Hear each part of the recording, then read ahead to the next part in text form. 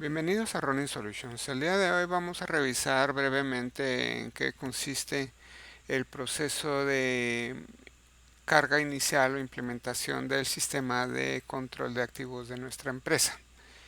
Hemos elaborado aquí el proceso, ya paso a paso, qué es lo que debe de realizarse para poder levantar el sistema como debe de ser.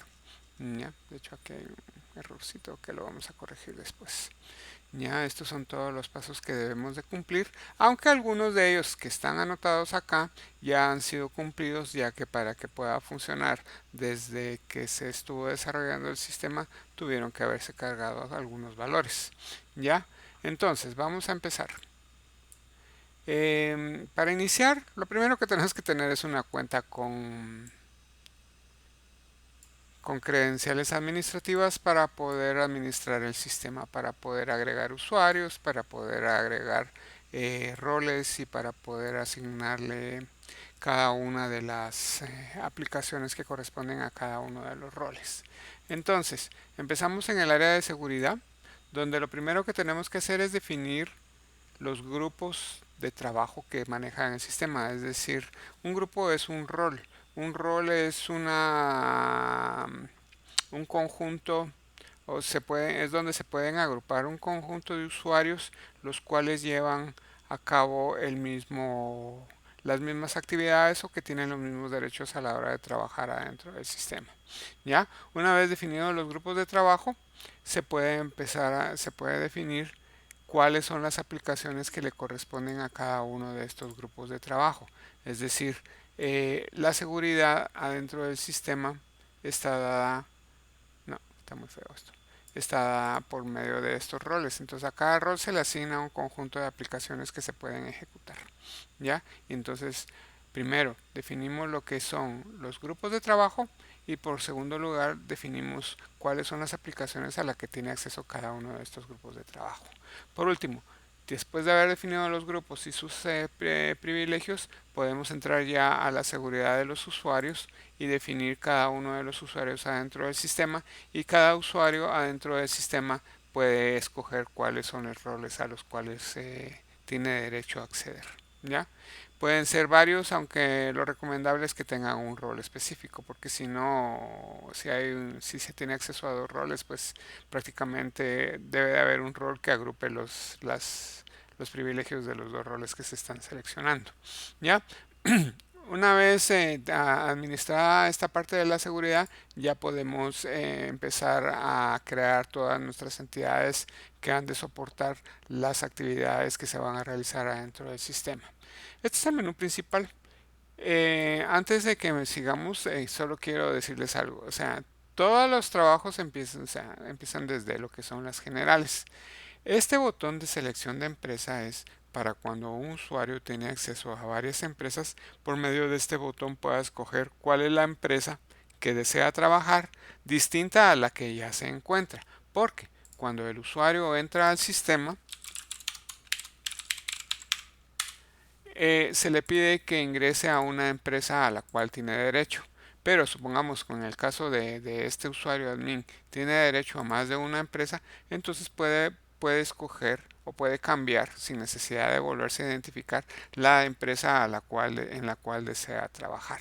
Ya es importante notar de que si se entró aquí, aquí pongámosle, no le demos escape nada más o no la cerremos solo así sin haber seleccionado una empresa, porque desde el momento en que apacharon el botón, la empresa el sistema, perdón, está entendiendo de que se va a cambiar de una empresa, entonces se cierra la cual se estaba trabajando anteriormente. Y si no seleccionamos nada, pues prácticamente nos quedamos sin ninguna empresa con cual trabajar. ¿Ya? Entonces aquí, para poder seguir explicándoles, vamos a volver a escoger la misma empresa en la que estábamos trabajando inicialmente. ¿Ya? Entonces, pasamos al menú de generales. ¿Ya? En el menú de generales, entonces ya nosotros podemos definir cuáles son las empresas que deseamos controlar adentro del sistema. ¿Ya? Esto es una empresa tal cual que está dividida en departamentos y que puede ser controlada en distintos escenarios y que puede ser administrada por distintos usuarios. Entonces, cuando nosotros entramos a una empresa, definimos los valores generales de la misma, también definimos los departamentos en los cuales está constituida esta empresa. Es importante porque las plantas son hijas de los departamentos y si no tenemos departamentos pues no podemos definir las plantas, ¿ya? De igual forma los escenarios, ¿ya? Podemos trabajar en distintos escenarios, aunque actualmente el único escenario que se está utilizando es el escenario real.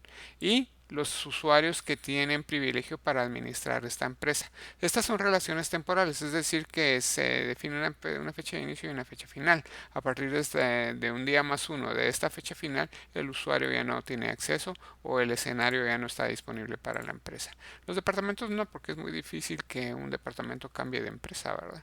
Entonces, esto queda como fijo, ¿ya? Una vez definida la empresa, pues procedemos a definir lo que son las plantas. Estos que están aquí son solamente reportes, los escenarios, los usuarios y los departamentos, ¿ya? Las plantas son divisiones de cada uno de los departamentos que tiene la empresa, ¿ya? Entonces, la empresa tiene una jerarquía de 3 niveles: empresa, departamentos y planta. ¿Ya? Se definen especificaciones también para cada una de las plantas generales y si son plantas que pertenecen al área de producción, pues se define la base del cálculo sobre la cual se va a distribuir sus costos, ¿ya? Se define el departamento y el municipio geográficos en los cuales pertenece y se define la instalación. En este caso no tiene definido ninguno porque esta planta no está tomada en cuenta para los ejemplos que estamos elaborando actualmente en el sistema. Pero todas las plantas deben de pertenecer a una instalación porque si no, después cuando un equipo decimos que pertenece a esta planta, pero si no tiene instalación no se puede crear la localización del equipo exactamente como debe de ser. Como dijimos, si es una planta productiva, se definen los tiempos a los cuales tiene derecho a reportar. ¿Ya? Estos tiempos sirven para calcular lo que se denomina la capacidad normal de la planta. Es decir, nosotros tenemos una capacidad nominal y después de esa capacidad nominal nosotros partimos consumiendo menos cada uno de estos tiempos hasta llegar a una capacidad normal y que es la que sirve para calcular si las plantas son o no capaces de satisfacer la demanda que se les está presentando. ¿Ya?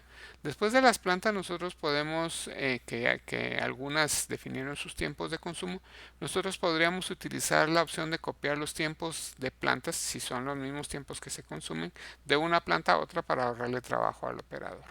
¿Ya? Em, las tasas de cambio, esto es un proceso recurrente.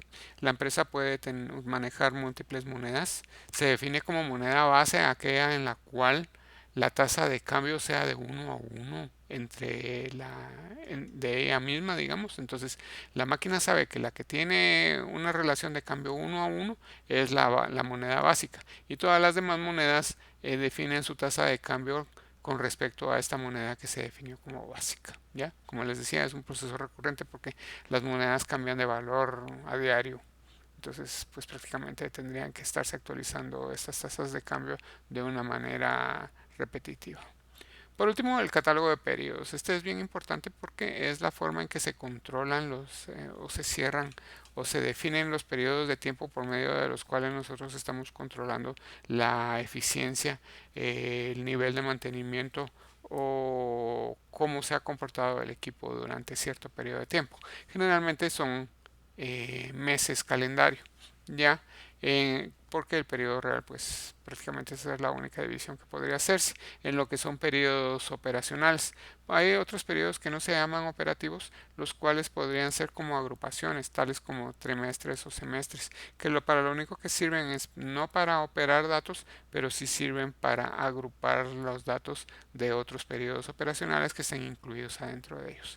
Esto es un proceso repetitivo que debe de realizarse cada vez que nosotros estemos trabajando. O sea, conforme nosotros vayamos avanzando en el tiempo, nosotros tenemos que seguir abriendo y abriendo periodos. En el caso del control de activos, se tiene el Estado una bandera de control que se llama estado de mantenimiento, que es la que sirve para saber si el periodo está disponible o no. Si un periodo ya no está disponible, ya no se pueden reportar actividades o ya no se pueden reportar órdenes de trabajo para realizarse durante ese periodo porque ya fue cerrado, ya fue calculado, ya fue valorizado y ya no se debe de hacer nada allí. ¿Ya? Eso es todo lo que tenemos que hacer en el área de generales. ¿Ya? De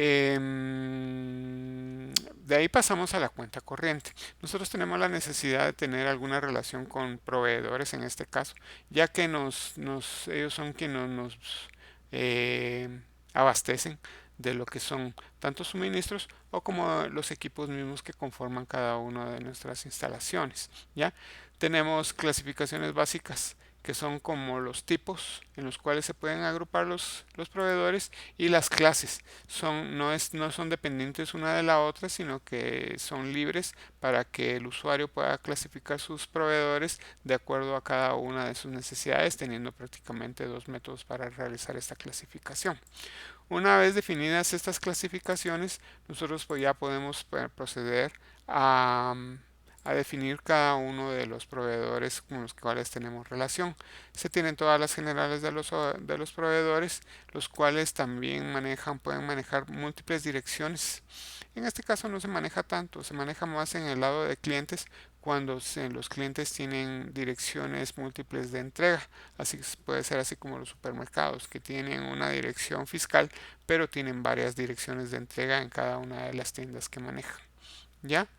Esta relación de clientes y proveedores y contactos es que además de controlar el proveedor en sí, la empresa o la persona jurídica, nosotros podemos identificar la persona real o física con la cual estamos teniendo la relación, eh, quien maneja la relación con este proveedor para nosotros, ¿ya? Entonces se define de esta manera. Si no existe, esto se puede crear después con el catálogo de contactos, ya que son personas físicas, ¿ya? Y una vez definido el contacto, podemos relacionarlo ya con cada una de las empresas y su puesto que ocupa en cada una de esas empresas para saber exactamente con quién tendríamos que hablar a la hora de tener alguna charla o alguna negociación con este proveedor específico. ¿Ya? Los demás son reportes, ya reportes de cuáles son las direcciones y cuáles son las relaciones de cliente-proveedor por cada una de las empresas. La cuenta corriente es bastante sencilla. Nos pasamos aquí es donde se quedó brincando esto, al área de finanzas. En el área de finanzas, pues básicamente lo que nos interesa es manejar lo que son los centros de costo. Un centro de costo es la unidad básica que agrupa o en la cual se acumulan los gastos o costos de cada uno de los entes o cada una de las unidades de trabajo de la empresa. ¿Ya? Yo creo que vamos a tener que hacer dos videos porque se me está yendo el tiempo y todavía falta la mayor parte. ¿Ok? Las clases de centro son como las familias que pueden haber. Prácticamente existen solamente tres. Los productivos, que son las que elaboran productos básicamente. Los de servicios son centros que pertenecen al área productiva, pero que lo que hacen es abastecer de algún servicio a los centros productivos. Y los administrativos que no tienen nada que ver con el área productiva, pero que acumulan costos y que en algún momento dado pudieran trasladárselos a los centros productivos. Es todo lo que necesitamos del área de finanzas. En el área de recursos humanos es bastante importante porque aquí controlamos no el personal. El sistema no está diseñado para manejar directamente a cada una de las personas que laboran adentro de nuestra empresa, sino que lo hace en base a las posiciones que ocupan adentro de la empresa. Una empresa tiene distintos puestos dentro de ella. Un puesto es como un nivel jerárquico adentro del organigrama, tal como gerente de área, jefe de área, coordinador de alguna subárea o algo así por el estilo. Esos son los puestos. Adentro de los puestos se definen lo que son las posiciones, que ya son los puntos específicos o las plazas específicas que puede ocupar cada una de las personas adentro de la empresa. Entonces el sistema está hecho para trabajar con estas posiciones adentro del sistema. ¿Ya? Estas posiciones necesitan ser controladas desde el punto de vista de recursos humanos para saber cuáles son los requerimientos del personal para poder ocupar cada una de estas posiciones. Y para eso manejamos lo que son la parte de capacitaciones. Aquí tenemos los niveles de escolaridad, que prácticamente son cuáles son los distintos niveles que puede alcanzarse si cuando la persona se dedica a estudiar algo. El catálogo de certificadores, que son las entidades habilitadas para emitir las certificaciones para algún nivel escolar, ¿ya? Las certificaciones en sí, que es cuáles son los títulos, digamos, que las personas, los títulos o los diplomas que las personas se hacen acreedoras después de haber estudiado algo, ¿ya? Y las habilidades, que podrían considerarse como algo más soft, si es que no es necesario que obtengan o se obtengan por medio de alguna empresa y que les brinde una certificación de lo que está haciendo. Por ejemplo, el manejo de paquetes de Office. No todas las personas han realizado algún curso para el manejo de este tipo de herramientas, pero que sabemos que pueden requerirse. ¿Ya? Esto sirve para que cuando nosotros requiramos que alguna persona que se retiró deja una posición vacía, el Departamento de Recursos Humanos sepa exactamente cuáles son las habilidades y cuáles son las certificaciones que deben de llenarse para poder satisfacer y llenar las plazas que estamos poniendo a su disposición. ¿Ya? Una vez definidas las capacitaciones, entonces como les decía, tenemos los puestos. Los puestos son unidades generales, digamos, de trabajo adentro de la empresa, como ya habíamos dicho, son como los niveles. Ahora ya las posiciones son cada una de las plazas que puede ocupar cada una de las personas adentro de la empresa. Por ejemplo, tenemos los jefes de planta. Pueden hacer que tenga tres plantas, entonces tengo tres jefes de planta, aunque el puesto sea solo uno, tenemos tres posiciones. ¿Ya? Estas posiciones se manejan de dos formas. Unas posiciones maestras y pues no maestras, ¿verdad? Las maestras no son ocupadas por personal alguno, sino que son como dummies o posiciones generales que se utilizan para asignar trabajos o actividades porque aún no sabemos exactamente cuál es la posición que realmente lo va a realizar. Por ejemplo, cuando elaboramos un protocolo de mantenimiento, lo hacemos que sea de forma recurrente, de forma mensual durante un año, pero nosotros no sabemos exactamente qué posición real va a ejecutar ese trabajo dentro de 6 meses. Entonces se utiliza la posición maestra para decir que esto lo va a hacer un electricista. No sé qué electricista, pero es para que este trabajo lo elabore un electricista. Para eso sirven las posiciones generales o maestras. Y a estas posiciones maestras se les asignan las equivalencias. Entonces ahí sí ya podemos decir el electricista turno diurno, electricista turno vespertino, electricista turno nocturno. Esas ya son las posiciones reales que son las que pueden sustituir la posición maestra que está asignada en algún protocolo o en alguna orden de trabajo. Las habilidades que requiere la posición y las certificaciones que requieren a la hora que nosotros requiramos que se nos reponga la persona que se fue, la persona nueva tiene que satisfacer estas calificaciones. ¿Ya? Estos son reportes nada más, catálogo de turnos. Actualmente no los estamos manejando, pero se pueden manejar turnos ya adentro de la empresa y grupos de trabajo. O sea, pueden hacerse como mini plantillas para que trabajen de forma conjunta. Y entonces esto nos sirve, la unificación de turnos y grupos de trabajo, para poder asignar los trabajos a la hora que nosotros estemos cambiando de turno. Por ejemplo, aquí tenemos un grupo de trabajo que hemos denominado rojo, que va a trabajar en el turno diurno desde el 1 del 1 de 2014 hasta el 14. Bueno, esto es un ejemplo viejo, hasta el 14 del 1. ¿Ya? Esto es pues, si son turnos rotativos, ¿verdad? Para eso sirve. Los costos de posiciones son muy importantes porque aquí se define cuánto cuesta cada una de las posiciones, y este valor es el que va a ser tomado en cuenta a la hora de valorizar las órdenes de trabajo. Se define el escenario, el periodo, la posición, cuánto vale y la base para tomar, o sea, estos 1000 quetzales dice que son 1000 quetzales en la unidad de medida días, o sea, son 1000 quetzales diarios lo que nos cuesta esta posición, y esto es lo que será repartido a la hora de que esta posición se ponga a trabajar. Se pueden copiar y se pueden borrar para, para poder facilitarle el trabajo al administrador del sistema. ¿Ya? Ya lo tenemos, ya tendríamos que pasar a la parte de lo que es la administración del equipo. Sin embargo, ya se nos hizo muy largo este video. Lo vamos a partir aquí y en el segundo video vamos a entrar a la parte de la descripción de qué es lo que es necesario realizar a partir del menú del equipo. ¿Ya? Ok. Muy amables por su atención. Nos vemos en el siguiente video.